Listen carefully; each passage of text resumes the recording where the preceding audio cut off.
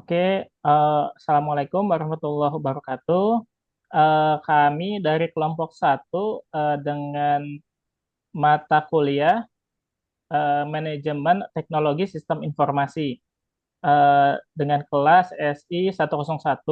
Di sini kami akan menyampaikan sedikit materi atau apa namanya presentasi tentang analisis faktor-faktor yang mempengaruhi keberhasilan implementasi teknologi informasi.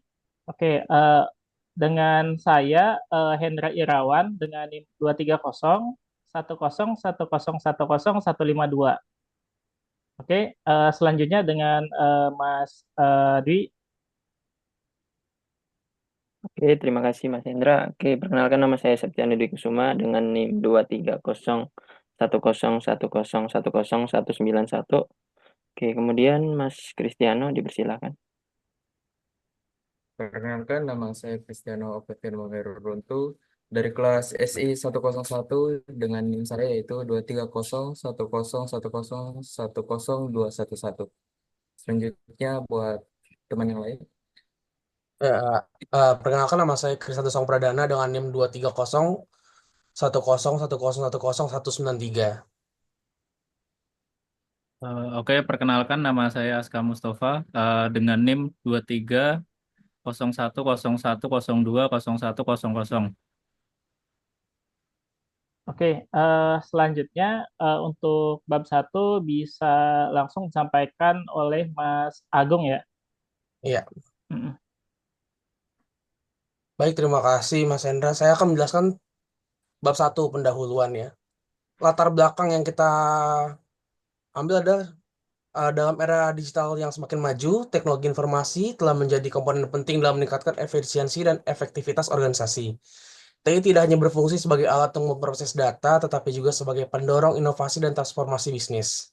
Namun, meskipun banyak organisasi yang telah berinvestasi besar-besaran dalam TI, tidak semua dari mereka berhasil dalam implementasinya. Menurut laporan dari Gartner tahun 2021, sekitar 70% proyek TI gagal memenuhi tujuan yang ditetapkan. Oleh karena itu, penting untuk menganalisis faktor-faktor yang mempengaruhi keberhasilan implementasi TI. Dari latar belakang ini kita dapat mengambil tiga rumusan masalah, yaitu apa saja sih faktor-faktor yang mempengaruhi keberhasilan implementasi teknologi informasi. Terus kedua, bagaimana hubungan antara faktor-faktor tersebut dengan keberhasilan implementasi TI. Yang ketiga, apa langkah-langkah yang dapat diambil oleh organisasi untuk meningkatkan keberhasilan implementasi TI. Tujuan dari penulisan ini adalah untuk memenuhi tugas yang diberikan oleh eh, Ibu Ibu Fesa selaku dosen untuk mata kuliah Manajemen Teknologi Sistem Informasi serta mendalami peran faktor-faktor yang mempengaruhi keberhasilan implementasi teknologi informasi. Melalui analisis yang mendalam, setiap anggota tim diharapkan dapat memahami dan mengaplikasikan konsep-konsep tersebut dalam konteks nyata. Selain itu, makalah ini bertujuan untuk memberikan rekomendasi yang berguna bagi organisasi dalam merencanakan dan melaksanakan strategi TI yang efektif, sehingga dapat meningkatkan efisiensi dan daya saing mereka. Bisa dilanjutkan, Mas kalian?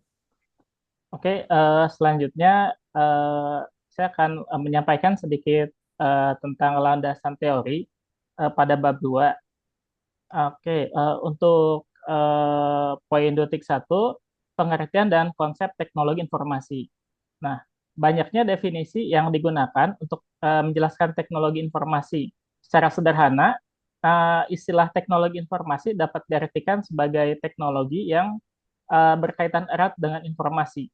Teknologi informasi sendiri mencakup penggunaan dari peralatan elektronik, komputer untuk menyimpan, mengolah, menganalisis, dan mendistribusikan data yang berupa bisa kata, bilangan, ataupun gambar.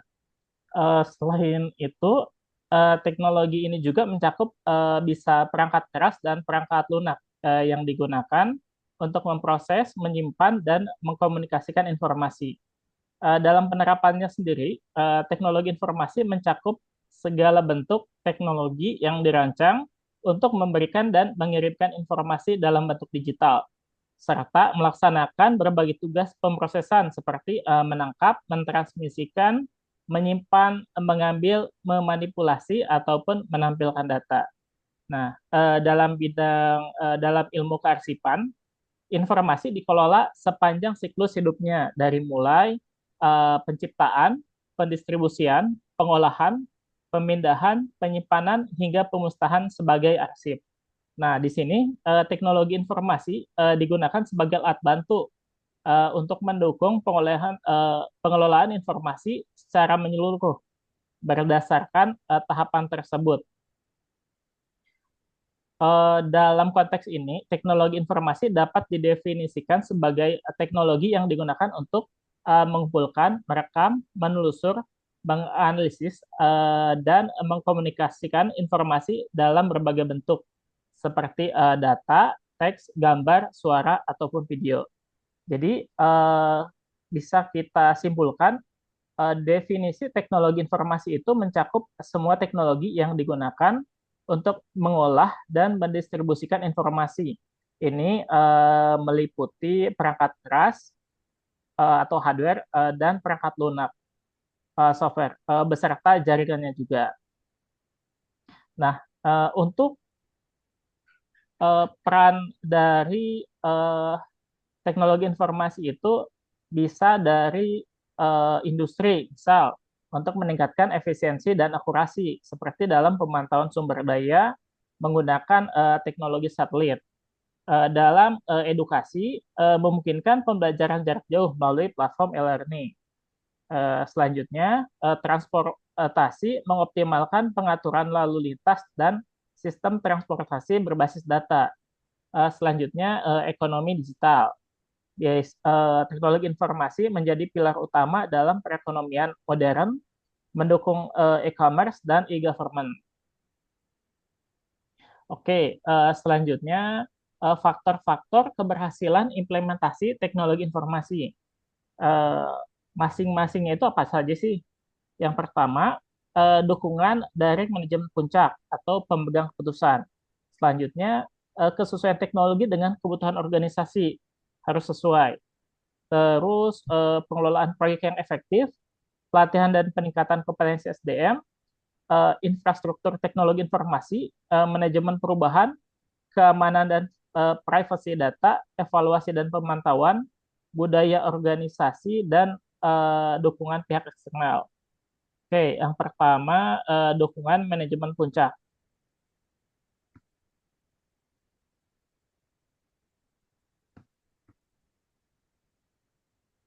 Nah, pentingnya komitmen dan perhatian dari manajemen puncak untuk menyediakan sumber daya yang diperlukan dan mengerahkan proyek teknologi informasi. Di sini, dukungan ini menciptakan lingkungan yang kondusif bagi adopsi teknologi informasi oleh seluruh karyawan. Selanjutnya, kesesuaian teknologi dengan kebutuhan organisasi. Penerapan teknologi informasi ini harus relevan dan sesuai dengan tujuan strategis atau objektif-objektif untuk organisasi ke depannya, dengan melakukan analisis kebutuhan sebelum implementasi untuk memastikan teknologi yang dipilih mendukung proses bisnis. Selanjutnya, pengelolaan proyek yang efektif. Pengelolaan proyek teknologi informasi ini mencakup dari perencanaan, pengorganisasian, pelaksanaan, pengawasan, dan evaluasi. Jadi, memilih metodologi yang tepat, misalnya agile atau waterfall, untuk memastikan proyek berjalan sesuai rencana. Selanjutnya, pelatihan dan peningkatan kompetensi SDM. Pelatihan yang terencana dan terstruktur diperlukan untuk meningkatkan pemahaman dan keterampilan karyawan dalam menggunakan sistem teknologi informasi. Dan pelatihan juga membantu mengurangi resistensi terhadap perubahan. Karena memang jika kurangnya pelatihan, karyawan akan tidak terbiasa untuk terlibat atau tidak terbiasa untuk menggunakan sistem tersebut. Oke, yang terakhir dari saya, infrastruktur teknologi informasi. Nah, untuk infrastruktur ini harus yang memadai dari hardware, software dan jaringan. Itu sangat berpengaruh terhadap efektivitas sistem yang diimplementasikan. Ketersediaan infrastruktur yang baik mendukung operasional sistem secara keseluruhan. Jadi dari infrastruktur ini bukan hanya mendukung sistem, tapi termasuk diantaranya objektif-objektif dari perusahaan tersebut atau organisasi. Baik, itu dari saya. Selanjutnya boleh dilanjutkan Mas Aska dari manajemen perubahan ya. Selanjutnya untuk manajemen perubahan itu intinya adalah pendekatan yang baik terhadap perubahan, seperti memperbarui komunikasi yang lebih efektif atau melibatkan karyawan lebih dan meminimalkan resistensi dari karyawan. Selanjutnya untuk keamanan dan privasi data ini dengan menambahkan perlindungan data melalui audit keamanan informasi dan protokol keamanan itu sangat penting untuk menghindari ancaman-ancaman cyber yang semakin hari semakin marak.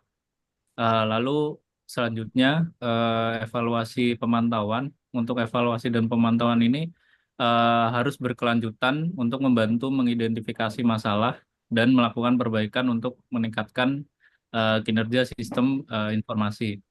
Selanjutnya budaya organisasi yang mendukung, yaitu budaya ini harus terbuka terhadap inovasi baru karena teknologi ini setiap hari berubah dan berimprovisasi. Yang dimana akan memudahkan adopsi jika ada teknologi baru yang muncul di kemudian hari. Lalu selanjutnya untuk nomor 10, dukungan pihak eksternal, yaitu memperbanyak kolaborasi dengan vendor atau konsultan yang handal akan membantu menyelesaikan tantangan teknis dan memberikan wawasan baru atau ilmu baru pada perusahaan.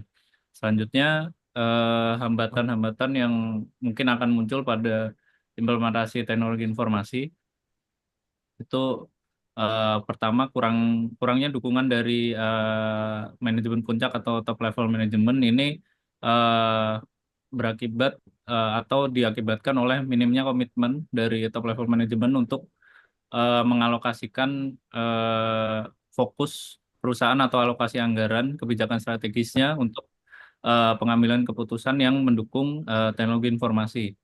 Yang selanjutnya, keterbatasan sumber daya finansial ini dipengaruhi juga oleh kurangnya dukungan manajemen puncak. Jadi nomor 1 dan 2 ini memang keterkaitan. Jika top level manajemennya tidak memberikan support, berarti finansial ini juga tidak akan disupport gitu.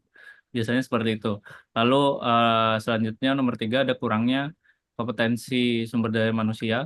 Ini adalah hambatan lainnya, yaitu ketidakmampuan karyawan dalam mengoperasikan teknologi baru atau kurangnya pelatihan-pelatihan yang dilakukan oleh SDM itu akan menjadi penghambat utama. Selanjutnya resistensi terhadap perubahan, yaitu seringkali karyawan-karyawan ini ketakutan terhadap dampak dari teknologi baru. Mungkin saja dia berpikir pekerjaannya bisa digantikan mungkin oleh AI atau teknologi baru yang mungkin akan menggeser posisinya gitu di perusahaan. Selanjutnya infrastruktur teknologi yang tidak memadai. Jadi banyak faktor di infrastruktur, mungkin dari umur perangkat yang kita gunakan dan sebagainya itu akan mempengaruhi hambatan dalam implementasi teknologi informasi. Selanjutnya integrasi dengan sistem yang lama, yaitu seringkali sistem yang lama atau teknologi lama ini tidak kompatibel dengan teknologi yang baru, menyebabkan proses integrasi ini menjadi rumit, memakan waktu, bahkan menjadi hambatan utama saat kita akan melakukan implementasi teknologi informasi. Selanjutnya, untuk masalah keamanan dan privasi data, ini banyak sekali resiko saat ini serangan cyber dan kebocoran data menjadi tantangan besar dan mengancam keamanan informasi, terutama setelah adanya Undang-Undang PDP Perlindungan Data Pribadi ini menjadi ancaman dan eh, hambatan bagi kita jika kita tidak mengikuti apa yang tercantum pada Undang-Undang PDP. Lalu kurangnya perencanaan yang strategis, yaitu perencanaan yang buruk, eh, seperti tidak memahami kebutuhan atau tujuan proyek, biasanya menyebabkan pembengkakan biaya dan kegagalan implementasi sistem informasi. Lalu ada kesenjangan digital. Perbedaan akses dan kemampuan teknologi dari setiap individu atau masing-masing karyawan di dalam satu organisasi biasanya menciptakan kesenjangan atau ketimpangan yang dapat menghambat proses implementasi. Lalu terakhir, kurangnya dukungan vendor.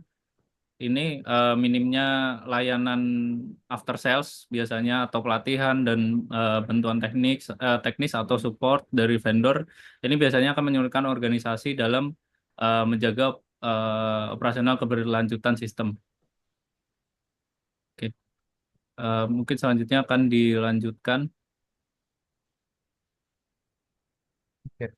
Baik, sekarang kita masuk pada bab 3, yaitu kerangka pemikiran. Ya. Jadi, dasar pemikiran teknologi informasi atau TI ini telah menjadi bagian tak terpisahkan dari kehidupan kita. Namun, implementasi teknologi informasi di organisasi bukan hanya sekedar soal memasang suatu sistem yang canggih, melainkan lebih dari itu. Ini adalah tentang bagaimana teknologi dapat mengubah cara kita bekerja, meningkatkan inovasi, dan merespons perubahan zaman dengan lebih gesit. Ibaratnya itu, ibaratkan sebuah alat musik, teknologi ini hanya akan menghasilkan harmoni jika dimainkan dengan baik oleh tangan yang terlatih, yaitu kita sebagai SDM. Ya. Selanjutnya, mari kita mulai dengan pemikiran yang mendasar, yaitu keberhasilan teknologi informasi ini nantinya tidak terlepas dari dua pilar utama. Yang pertama yaitu teori difusi inovasi dari Everett Rogers yang menjelaskan bahwa inovasi ini akan sukses jika karakteristiknya sesuai dengan kebutuhan. Terus disebarkan melalui komunikasi yang efektif, diterapkan pada waktu yang tepat, dan dapat diterima oleh masyarakat. Yang kedua yaitu teori manajemen perubahan yang menekankan pentingnya kepemimpinan visioner. Sebuah inovasi sebaik apapun akan terhenti jika tidak ada pemimpin yang mampu menginspirasi untuk melangkah ke depan. Selanjutnya kita masuk pada model atau pendekatan yang digunakan. Ya, jadi untuk menggarisbawahi poin ini, kita dapat membayangkan teknologi ini sebagai produk yang baru dikenalkan di pasar. Jadi, agar produk ini dapat diterima oleh kalangan masyarakat, kita perlu memahami audiensnya. Yang pertama yaitu Technology Acceptance Model atau TAM yang memberi kita alat untuk menilai bagaimana pengguna dapat menilai teknologi berdasarkan kemudahan dan manfaatnya. Contohnya itu seperti aplikasi yang simpel, seperti pembayaran digital yang dapat lebih cepat diterima oleh masyarakat karena mungkin pembayaran tunai lebih ribet daripada pembayaran digital. Ya. Selanjutnya yang kedua, model yang lainnya yaitu Delon dan McLean Information System Success Model. Ya. Jadi model ini membawa kita pada pertanyaan, apakah teknologi ini dapat memberikan nilai yang nyata? Ya. Jadi sesungguhnya sistemnya itu andal. Sistemnya itu andal, informasinya akurat, dan apakah penggunanya merasa puas. Misalnya itu seperti sistem otomatisasi inventaris yang mengurangi kesalahan stok akan dihargai karena dampak langsungnya terhadap produktivitas. Selanjutnya, untuk melihat gambaran besar, kita juga dapat menggunakan yang namanya analisis SWOT. Jadi, analisis SWOT ini mencakup kekuatan dan peluang seperti infrastruktur yang kuat atau tren digitalisasi yang dapat menjadi suatu batu loncatan. Namun, jangan kita abaikan kelemahan seperti kurangnya pelatihan dan ancaman seperti serangan cyber. Jadi semuanya ini harus dirangkum agar dalam strategi yang matang, agar organisasi tetap dapat terus melaju di tengah tantangan. Selanjutnya kita masuk pada Selanjutnya kita masuk pada relevansi faktor-faktor terhadap keberhasilan implementasi. Ya. Jadi keberhasilan transformasi teknologi informasi adalah hasil perpaduan berbagai elemen yang bergerak secara harmonis.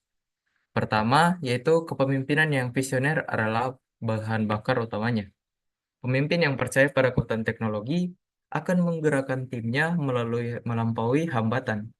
Ibaratnya bayangkan seorang kapten kapal yang tidak hanya tahu tujuan, tetapi dia juga dapat menginspirasi kru untuk bersama-sama menghadapi ombak di lautan. Ya. Kedua, yaitu budaya organisasi yang yang adaptif adalah suatu fondasi. Jadi di dunia yang terus berubah-ubah, hanya organisasi yang berani mencoba hal baru yang akan bertahan. Jadi suatu inovasi akan selalu eh, ditolak pada awalnya, namun pada akhirnya masyarakat akan terus beradaptasi dan akhirnya merasa nyaman dengan inovasi yang ada. Yang ketiga yaitu kesiapan infrastruktur yang menjadi kunci. Jadi tanpa fondasi yang kuat, ibaratnya itu seperti jaringan yang stabil dan sistem keamanan yang andal. Jadi semua rencana hanya akan menjadi lebih gampang serta menjadi angan-angan. Yang keempat, kita masuk pada kompetensi karyawan. Jadi kompetensi karyawan ini adalah ujung dari tombaknya. Jadi pelatihan ini nantinya bukan hanya tentang mengajarkan teknologi, tetapi juga dapat membangun rasa percaya diri karyawannya. Jadi misalnya saat seorang karyawan merasa mampu, teknologi pun bukan menjadi ancamannya, sehingga dia tidak takut bahwa pekerjaannya akan tergantikan oleh AI. Tetapi semuanya itu tergantung dari usaha dan peluang yang dimanfaatkan oleh si karyawan ini. Yang kelima, kita masuk pada keterlibatan pemangku kepentingan. Jadi pada model ini keterlibatan pemangku kepentingan akan memastikan bahwa teknologi yang ditetapkan tetap relevan dengan kebutuhan nyata yang ada di lapangan. Sehingga sekarang kita masuk pada poin yang terakhir, yaitu lingkungan regulasi dan kebijakan. Nih, jadi regulasi ini yang akan mendukung seperti kebijakan perlindungan data yang dapat memberikan rasa aman kepada semua pihak. Jadi pada akhirnya ini seperti suatu rambu lalu lintas yang memastikan bahwa semuanya berjalan teratur tanpa kekhawatiran dan berjalan mulus sesuai yang direncanakan. Selanjutnya dilanjutkan pada bab 4.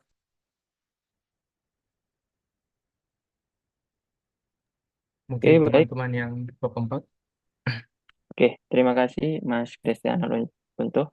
Oke, kali ini kita masuk pada bab 4 ya, yang dimana pembahasannya ya ini ada faktor internal dalam keberhasilan implementasi, kemudian ada faktor eksternal dalam keberhasilan implementasi dan peningkatan efisiensi dan produktivitas. Oke, untuk yang pertama-tama di sini kita ada faktor internal ya dari dalam keberhasilan implementasi yang dimana faktor internal itu sendiri adalah merupakan ya elemen-elemen yang berasal dari dalam organisasi yang mempengaruhi keberhasilan implementasi teknologi informasi. Ada juga poin-poin dari faktor internal ini ada kepemimpinan dan dukungan manajemen ya. Jadi keberhasilan suatu kepemimpinan dan dukungan manajemen itu seringkali bergantung pada komitmen manajemen puncak.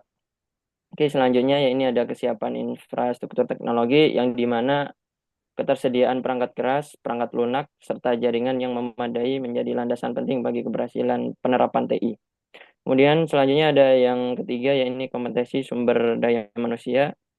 Mungkin bisa juga membuat pelatihan ya yang baik membantu karyawan beradaptasi.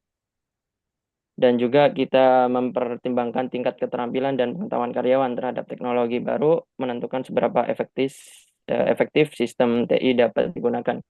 Kemudian ada juga budaya organisasi yang mendukung perubahan, yang dimana organisasi dengan budaya inovatif dan adaptif terhadap perubahan cenderung lebih mudah dalam mengadopsi teknologi baru. Oke, kemudian selanjutnya ya ini ada digitalisasi proses manual ya, yang dimana proses manual yang diubah menjadi teknologi digital tidak hanya meningkatkan efisiensi, tetapi juga mempermudah pengintegrasian sistem dalam organisasi. Oke, Oke, adapun juga kendala umum ya dari faktor internal sendiri meliputi resistensi karyawan terhadap perubahan teknologi, kemudian keterbatasan anggaran untuk pembaruan teknologi dan manajemen perubahan yang kurang terstruktur. Oke, selanjutnya kita masuk pada faktor eksternal dalam keberhasilan implementasi ya. Oke, faktor eksternal sendiri itu adalah merupakan elemen ya yang berasal dari luar organisasi. Jadi tanpa ada campur tangan ya dari faktor eksternal sendiri itu ada tekanan persaingan pasar ya yang dimana teknologi membantu organisasi tetap kompetitif, yang dimana beroperasi dalam industri dengan meningkatkan persaingan tinggi ya cenderung lebih cepat mengadopsi teknologi baru untuk tetap kompetitif. Kemudian yang kedua ada regulasi dan kepatuhan ya yang dimana peraturan pemerintah atau kebijakan industri dapat menjadi pendorong utama dalam implementasi TI. Oke, sebagai contoh juga ada undang-undang tentang perlindungan data mendorong organisasi untuk menggunakan teknologi keamanan siber yang lebih canggih. Kemudian selanjutnya ini ada kemajuan teknologi ya atau perkembangan teknologi seperti cloud computing, Internet of Things atau IoT dan artificial intelligence memberikan peluang baru bagi organisasi untuk meningkatkan kinerja mereka. Oke, untuk selanjutnya ini ada dukungan vendor ya atau mitra teknologi. Peran vendor di sini sangat penting ya dalam menyediakan solusi yang sesuai dengan kebutuhan organisasi. Kemudian yang kelima ada tuntunan dari pelanggan atau pemangku kepentingan ya atau ekspektasi pelanggan terhadap pelayanan yang dari perusahaan ya, lebih cepat, transparan dan berkualitas tinggi memotivasi organisasi untuk mengadopsi teknologi baru yang mampu memenuhi kebutuhan tersebut. Oke, meskipun faktor eksternal mendorong adopsi teknologi, organisasi tetap menghadapi tantangan ya berupa perubahan kebutuhan pasar yang cepat, tekanan kompetitif yang tinggi, serta keterbatasan sumber daya untuk mengikuti tren teknologi terkini. Oke, selanjutnya ada faktor-faktor ini saling berhubungan ya dan kontribusi secara langsung terhadap keberhasilan implementasi TI. Ada juga poin-poinnya di sini infrastruktur internal harus didukung teknologi secara baru. Kemudian kepemimpinan dan budaya organisasi, ada kompetensi dan digitalisasi proses, dan ada tekanan pasar dan regulasi. Oke, selanjutnya yang ini masuk di peningkatan efisiensi dan produktivitas. Oke, dari hasil analisis menunjukkan bahwa penggunaan teknologi informasi mampu meningkatkan efisiensi dan produktivitas organisasi itu sendiri. Sistem otomasi mengurangi waktu yang dihabiskan untuk tugas-tugas repetitif seperti pengelolaan dan data pelanggan atau pemrosesan dokumen. Dalam satu studi kasus, efisiensi operasional meningkat hingga 30% setelah implementasi teknologi otomatisasi. Oke, penerapan juga ini memberikan dampak signifikan pada beberapa aspek berikut. Yang pertama ada otomasi proses kerja ya, yang dimana sistem teknologi informasi memungkinkan otomatisasi tugas-tugas administratif yang sebelumnya dilakukan secara manual. Jadi bergantung pada teknologi itu sendiri dengan cara otomatis. Oke, selanjutnya yang kedua ada peningkatan akurasi data, yang dimana teknologi informasi mengurangi resiko ya kesalahan manusia atau human error dalam pengolahan data. Yang ketiga ada analisis data untuk pengambilan keputusan. Dengan adanya analisis data, organisasi dapat melakukan analisis yang mendalam untuk merancang strategi bisnis yang lebih efektif. Kemudian selanjutnya ada pengukuran efisiensi ya, yang dimana menunjukkan bahwa implementasi efisiensi dalam sistem teknologi informasi mampu meningkatkan efisiensi operasional hingga 30%. Oke, selanjutnya ada pengurangan beban administratif dengan adanya teknologi otomatisasi atau otomasi ini tugas-tugas administratif seperti pemrosesan dokumen atau entry data menjadi lebih cepat dan efisien. Oke, selanjutnya melalui penerapan teknologi informasi yang tepat, organisasi dapat menciptakan proses kerja yang lebih efisien, meningkatkan produktivitas dan meraih keunggulan kompetitif di pasar. Adapun juga langkah-langkah untuk meningkatkan keberhasilan implementasi TI ya, yang dimana ada dua perspektif, yang dimana ada perspektif internal dan eksternal. Yang untuk eksternal ada poin-poin yang di mana membangun kepemimpinan yang mendukung, meningkatkan infrastruktur teknologi, mengembangkan kompetensi karyawan, menciptakan budaya perubahan, melakukan digitalisasi proses bertahap. Adapun juga perspektif eksternal, ya ini ada mengikuti teknologi, mematuhi regulasi yang berlaku, memanfaatkan dukungan vendor, menyesuaikan dengan kebutuhan pasar. Oke, sekian dari saya, mungkin bisa dilanjutkan oleh teman-teman sekalian.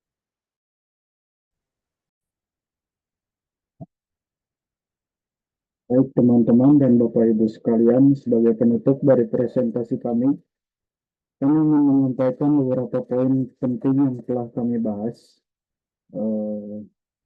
dari awal hingga akhir. Dari hasil analisis dapat disimpulkan bahwa keberhasilan implementasi teknologi informasi dalam organisasi sangat dipengaruhi oleh faktor internal dan eksternal yang saling mendukung. Faktor internal mencakup kepemimpinan dan dukungan manajemen, kesiapan infrastruktur teknologi, kompetensi sumber daya manusia, budaya organisasi yang mendukung perubahan, serta digitalisasi proses manual. Sementara itu, faktor eksternal seperti tekanan persaingan pasar, regulasi, kemajuan teknologi, dukungan vendor, dan tuntutan pelanggan juga memiliki peran penting dalam mendorong implementasi teknologi informasi. Selain membawa banyak manfaat seperti peningkatan efisiensi, produktivitas dan akurasi data, implementasi teknologi informasi juga menghadapi tantangan seperti resistensi terhadap perubahan dan keterbatasan anggaran. Berdasarkan kesimpulan tersebut, kami memberikan beberapa saran. Yang pertama itu komitmen manajemen harus diperkuat untuk mendukung implementasi teknologi informasi. Yang kedua, pengembangan kompetensi karyawan melalui pelatihan agar dapat memaksimalkan pemanfaatan teknologi. Yang ketiga, perbaikan infrastruktur teknologi agar implementasi dapat berjalan optimal. Yang keempat, membangun budaya inovatif, terbuka terhadap perubahan, dan mendukung adopsi teknologi baru. Yang kelima, pemanfaatan kemajuan teknologi dengan terus memantau perkembangan yang ada agar organisasi tetap kompetitif. Dengan menerapkan langkah-langkah ini, kami berharap organisasi dapat mengoptimalkan teknologi informasi untuk meningkatkan performa, efisiensi, dan daya saing di masa depan. Dengan demikian presentasi dari kami. Terima kasih atas perhatian dan kesempatan yang diberikan. Kami siap berdiskusi lebih lanjut jika ada pertanyaan. Terima kasih.